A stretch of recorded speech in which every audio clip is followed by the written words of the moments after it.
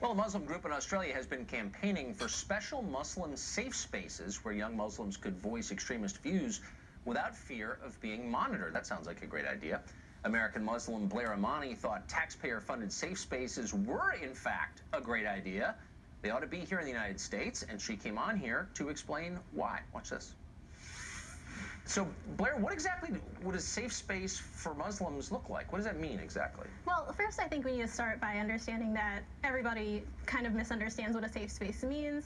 And so for me today, I'm talking about safe spaces being somewhere where you can be who you are without fear of being surveilled, having violence committed against you, or being harassed. And I think it's a good idea to have everywhere. America was built on the idea that we could express our religious freedoms, that we can have free speech. I know that's something that you very much believe in. Yes. And I think it's, you know, a necessary thing. And we're talking about safe spaces for Muslims. We need to recognize that we've been surveilled for a very long time. I converted to Islam 2 years ago, but for folks who have been Muslim and living in America, it's a crisis for them because, you know, you're being surveilled, you're being watched, and children are being affected.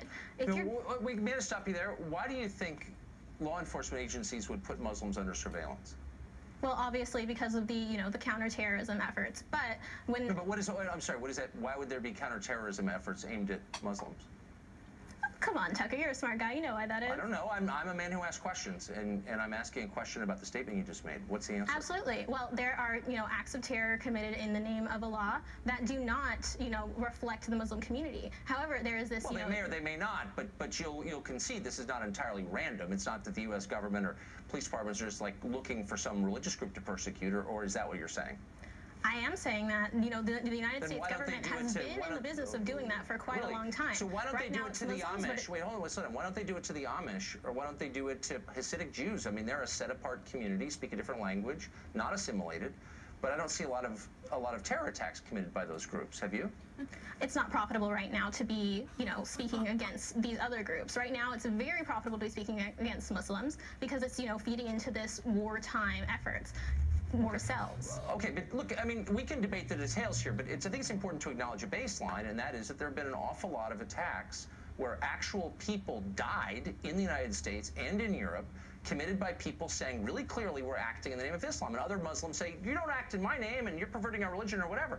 But there's still people who have killed a lot of other people in the name of Islam. So it's not like some mass fantasy that law enforcement is acting out of. This is a real thing, and I don't understand why groups like yours won't acknowledge the reality of that, because it is there, it's true.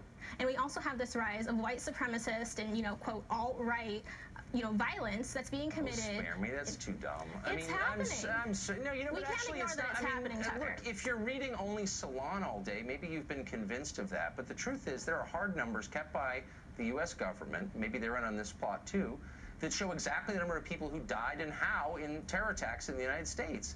And the truth is there's no comparison. There actually is a problem with people self-identifying as Muslims murdering other people in the name of Islam. I don't think you're implicated in that. I'm not saying you are. But I just don't know why you're not more upset at them.